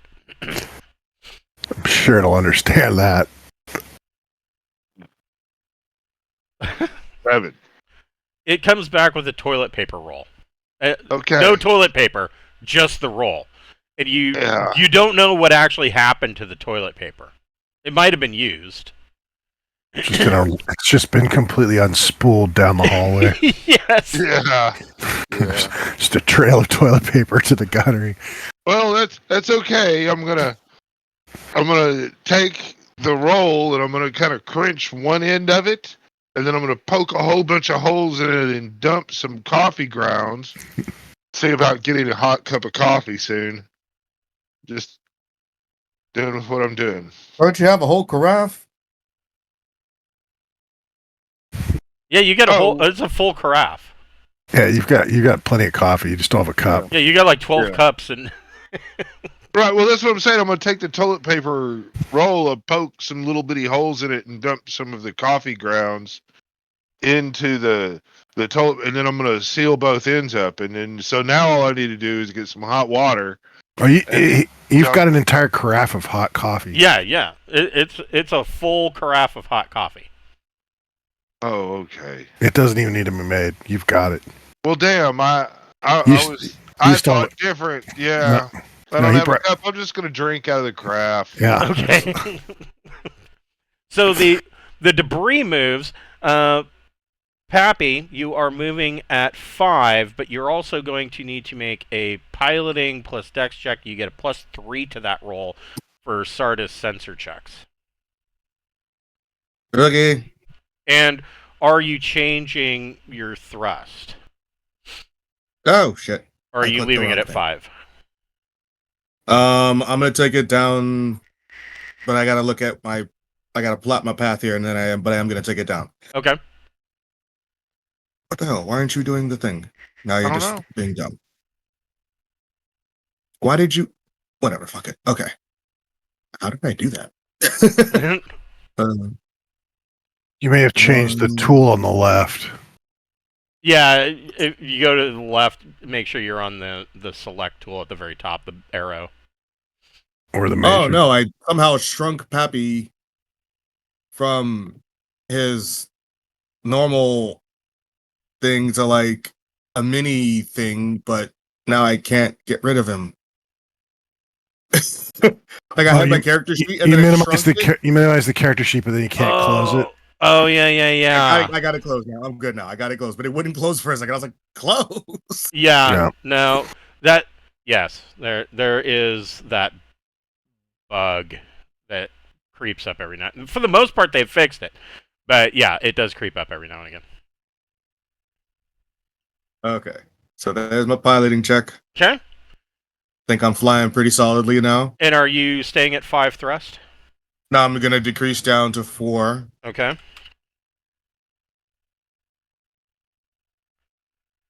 I go for this spot right here.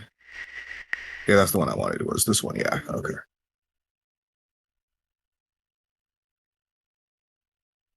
Gonna drop us in there. Okay. Because I know another one's probably gonna pop off at some point. Yes, more than likely. And these are, I mean, they're not going to change direction on their own. They are essentially flying off into space. They are non-factors at this point. Yeah, that one's a non-factor as well. They turn around and come back towards the ship. Oh. Sarda, what are you doing? Same thing. I'm just monitoring the sensors. If it doesn't seem like he needs it, we don't have to bother. But I mean, I'm just going to continuously monitor for hazards. So yeah, you're maintaining the potential landing spot, which will give him a +2 to landing. Bocephus, what are you doing? Drinking coffee? Yeah, I'm drinking coffee and enjoying the ride. A dolphin that know? drinks coffee. Yeah. What a world. Congratulating Sarda and Pappy on a job well done. Pappy, you can move your 4. It's when he gets cocaine in the blowhole. That's when it starts getting ugly. Yes. I don't do cocaine. I just like the smell. That blowhole can really pack a wallop.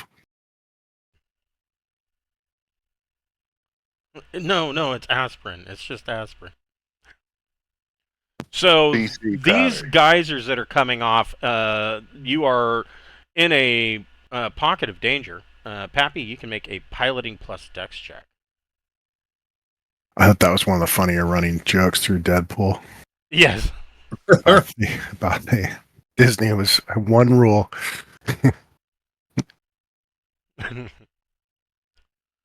Oh shit. Oh. Okay. There we go. That's what makes Traveler exciting. Yes, now the good stuff begins. So, Pappy. You sure you don't want to give me that +3 from before? So,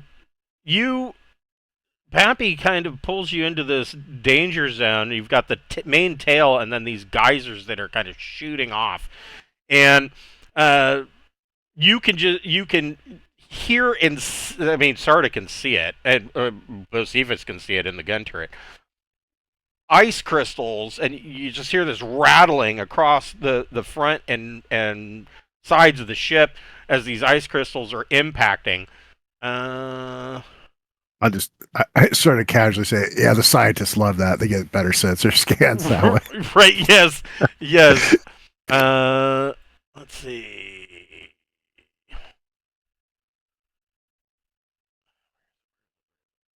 So, Desinex has 40 hull points. Now we have 3. No, not that bad.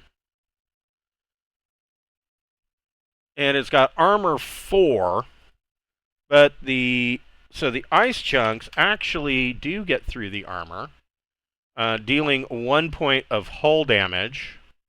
You have to buff that out. And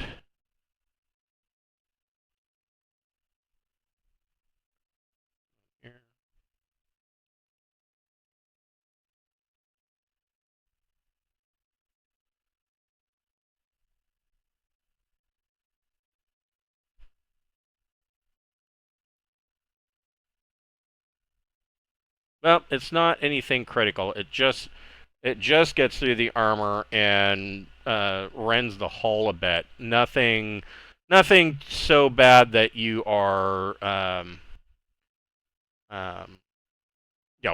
leaking atmo or anything like that.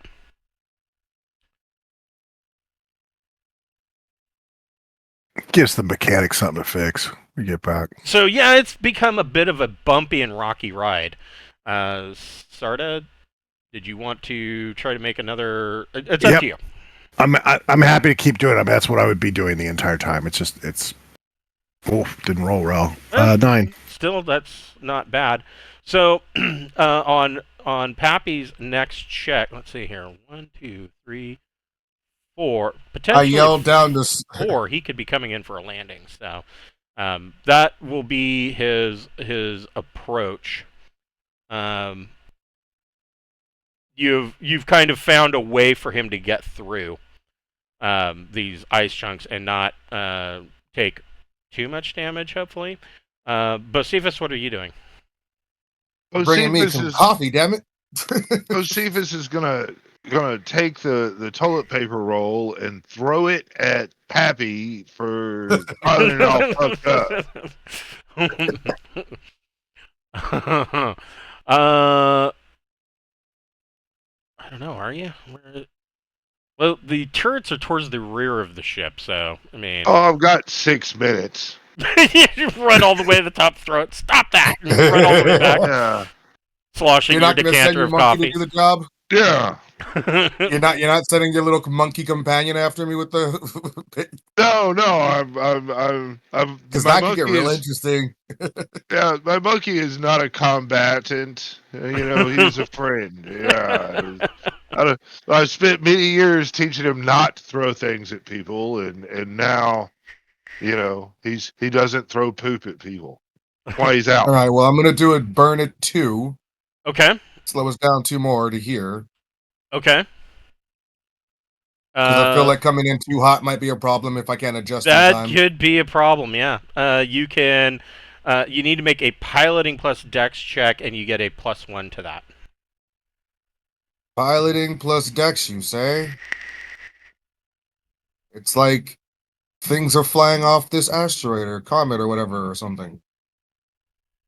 Ooh. Wow. Nah, both man, are- I know how to fly. So I know how to fly. yeah, now I just need he's to wake up a little bit, okay? he's kind of weaving and turning, and these gas jets shooting off of this comet are shooting past, and he's kind of weaving in between them so that he's not getting peppered by chunks of ice that are getting blown off. Sarda, you are maintaining his landing location, I take it? Yeah. Bocephus, you're drinking coffee. Well, I'm now marveling at how he was able to maneuver the ship so the toilet paper roll would miss him. Yeah, it's like a wand of good luck. Yeah. I was like, I could have swore I had it right towards the middle of his fucking, back of his head, and he did all that fancy flying, and I've missed now. Drinking coffee.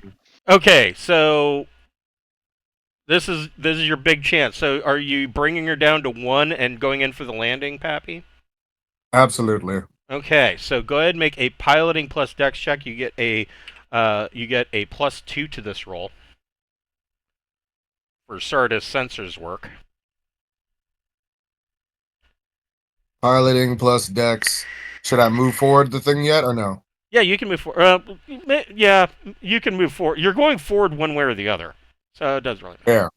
Like that part's not changing. It's just a matter of how well I do it. You said I get a +2 this time? Yes. Oh yeah. It's business time.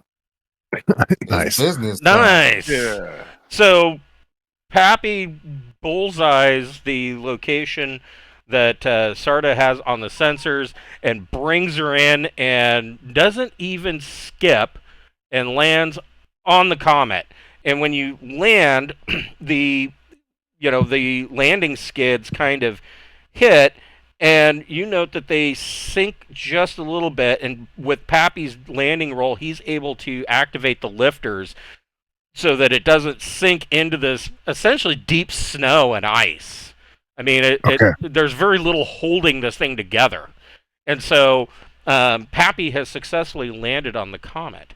And I tell y'all to watch your step on the way out, and thank you for flying Pappy's air. Thank you for flying Pappy's space. Bocephus, looking out the turret, you are seeing that all around, every so often off in the distance, you see a geyser just erupt, and more of these ice chunks and gases blow off of this comet, which is what contributes to this long tail that is behind it. We will pick this up next week with your ice cracking operation at 6:00 on Friday. Sounds good. Woo! Thank you. All I right. told y'all I'm pilot. I can fly. You did Yeah, a you good did. job flying. Yeah, we did not die. I think Nice That one time was just to wake y'all up. Y'all seem too comfortable. I think these mechanics worked quite well. They did what I enjoyed it. they did what I thought they were going to do, which is pleasant. It definitely made the flying in, more thought than I'm just flying in. Then I'm just doing it. Yeah. Okay. Yeah. All right. Thanks for running. You're welcome. Have a I will great see you guys night. next week. Good to See you tomorrow. guys. Yep, I Take will care. see you tomorrow.